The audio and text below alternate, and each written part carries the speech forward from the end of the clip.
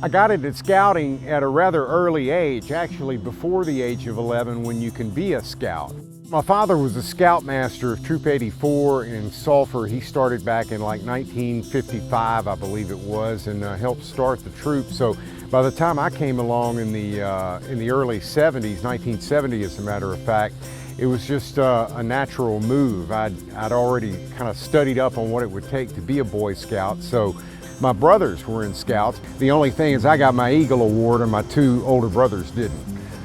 Eagles kind of run in our family. I got it back when I was younger, but my father-in-law, John Breaux, is actually an Eagle Scout as well. And then it was kind of neat years later to have my son Jacob get his Eagle Award as well.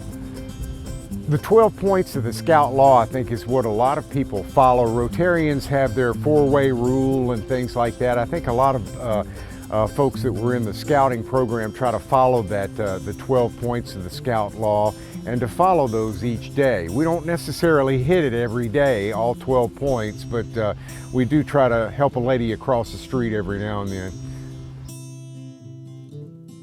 The 12 points of the Scout Law: trustworthy, loyal, helpful, friendly, courteous, kind, obedient, cheerful, thrifty, brave, clean, and reverent.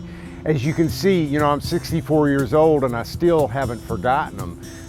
It's something that you just carry in your mind every day, and you try to follow all 12. Like I said, we're not always perfect, but if you can at least use those as a compass, it helps. It's amazing the people that you meet over the years, and you realize there's something about them that you like or you've always been able to relate with, and you find out later they were in scouting, you know. They were Boy Scouts or they were an Eagle Scout, and that's a friendship that you'll carry for a lifetime, and it's kind of a common bond among all of us.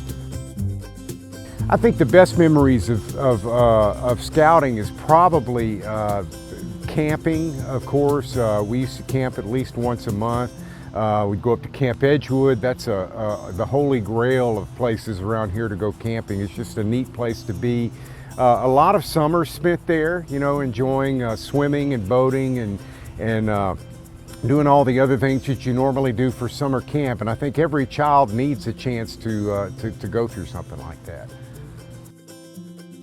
It's such a good program that the program teaches itself, you know. I mean, all you have to do is just talk about your own life and your own experiences and ways that you've dealt with problems and how scouting has helped you deal with those problems, and then relate that to everyday life. Welcome back. Are you ready to make it a sunrise day? It's kind of hard to convince people otherwise, but because I'm on television every morning, but I'm really a very shy person. I don't like to be out in the limelight a lot. I don't like to brag on myself. I like to do things behind the scenes and do things anonymously. And so I think a lot of people would be surprised that a lot of the times I just like to observe from a distance and take in life rather than be part of it. Did that come out right? You know what I'm talking about? Scouting to me is living a better life, living a life that helps others, that you're of service to the community, and that you're just someone that you can be called upon to come forward and volunteer. When the meeting was first called to talk about this fundraiser, I thought I was coming to nominate someone to be given this award. So I was quite surprised when I found out that I was the recipient this year. I had several names that I was going to nominate. So when I found out that it was me, I thought, well, surely they can find somebody that is better than I am. But I appreciate all those who have nominated me, and it's a big honor to be receiving this designation.